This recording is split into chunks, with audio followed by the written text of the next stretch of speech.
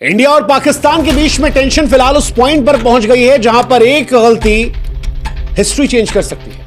कोई एक मिसफायर दो देशों की एक इलाके की लड़ाई से बढ़कर फुल फ्लेजेड वॉर या फिर वर्ल्ड वॉर में तब्दील हो सकता है। क्या वर्ल्ड वॉर 3 की चिंगारियां हवा में तैरने लगी हैं?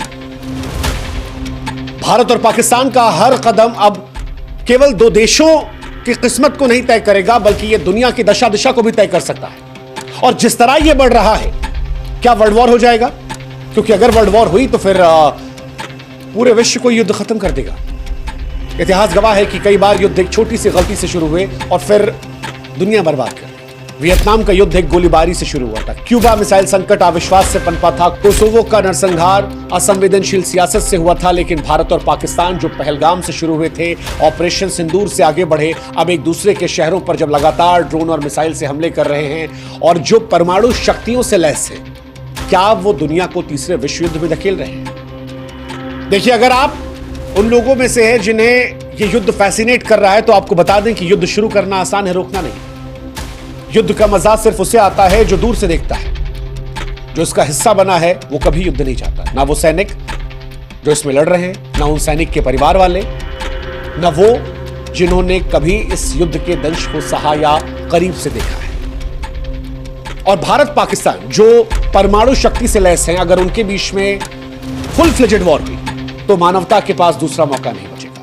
यकीन मानिए, भारत और पाकिस्तान के बीच फुल फ्लेजेड वॉर हुई और अगर ये वर्ल्ड वॉर 3 में तब्दील हुई तो फिर क्या परिस्थिति होगी? आपको बता दें कि फिर मंजर वो होगा जो सुनकर भी शायद आपको डरा दे। वर्ल्ड वॉर 1 और वर्ल्ड वॉर 2 से कहीं ज्यादा मौतें हुई। वर्ल्ड वॉर 1 में 1,60,00,000 लोगों की जान गई थी, अनगिनत बीमारियों में फंसे रहे। वर्ल्ड वॉर 2 जब आया तो इसमें मौतों की संख्या और ज्यादा बढ़ गई। 8.5 करोड़ के आसपास मौतें हुई, जिसमें हिरोशिमा और नागासाकी पर परमाणु बम भी शामिल था। हिरोशिमा में 70,000 लोग और नागासाकी में 40,000 लोग एक सेकंड में राख हो गए। लेकिन अगर इंडिया और पाकिस्तान फुल फ्लेजेड वॉर करते हैं, परमाणु वॉर करते हैं, तो फिर कहानी बिल्कुल अलग होगी।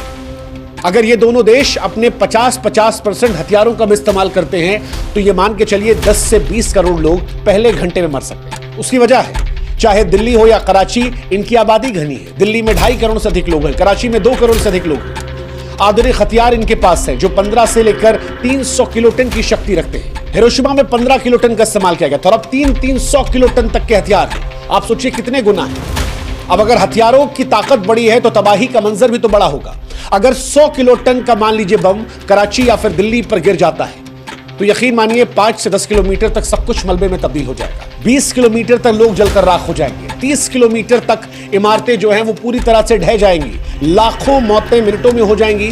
करोड़ों ऐसे हैं जिनको इलाज नहीं मिलेगा। रेडिएशन का असर अलग आएगा। कैंसर, अपंगता और आगे आने वाली पीढ़ियों में बीमारियां जो इंसान की नस्लों को बर्बाद कर रख देंगे। अब अगर आपको लगता है कि दोनों देश समझदार हैं, वो लड़ रहे हैं, वर्ल्ड वॉर जैसी सिचुएशन या परमाणु वॉर जैसी सिचुएशन नहीं होगी, तो आपको यह समझना पड़ेगा कि एक गलती वर्ल्ड वॉर शुरू कर सकती है। एक गलती। कोई भी युद्ध जानबूझकर शुरू नहीं करता, हालात बनते चले जाते हैं।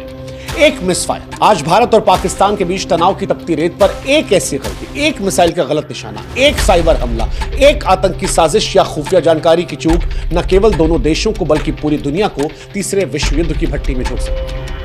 ये दोनों देश ऐसे हैं जो परमाणु हथियारों से लैस हैं। गलतफहमी को सुधारने का वक्त शायद चंद मिनट भी ना मिले। उदाहरण के तौर पर एलओसी पर तनाव के दौरान एक मिसाइल अगर गलत निशाना साध लेती है तो दुनिया बदल सकती है। ऐसा पहले भी हुआ है। तकनीकी खराबी के चलते मिसाइलें इधर उधर गिरी हैं। उस वक्त बातचीत का दरवाजा खुला था, युद्ध नहीं चल रहा था, जैसे तैसे स्थिति संभाल ली गई। लेकिन आप कल्पना कीजिए कि दोनों देशों की तरफ से कोई एक मिसाइल किसी एक देश के रिहायशी इलाके में गिर जाए। अगला देश क्या करेगा? वो पलटवार करेगा, उससे बड़ा, उसके बाद अगला बड़ा वार। शायद इसी आवेश में कोई परमाणु शक्ति का इस्तेमाल कर ले। ये खतरनाक हो सकता है। अगर भारत की अग्नि 5 जो 5000 किलोमीटर रेंज या पाकिस्तान की शाहीन 3 जो 2700 किलोमीटर रेंज गलती से इधर उधर चली आती है तो दूसरा हमला करेगा। आज Bharat no first use policy का इस्तेमाल करता है, लेकिन अगर गलतफहमी इस लेवल पे जाती है तो शायद जवाब खतरनाक होगा। मिसाइलें हवा में होंगी। दिल्ली, मुंबई, कराची, इस्लामाबाद जैसे शहर मिनटों में मलबे में तब्दील हो सकते हैं।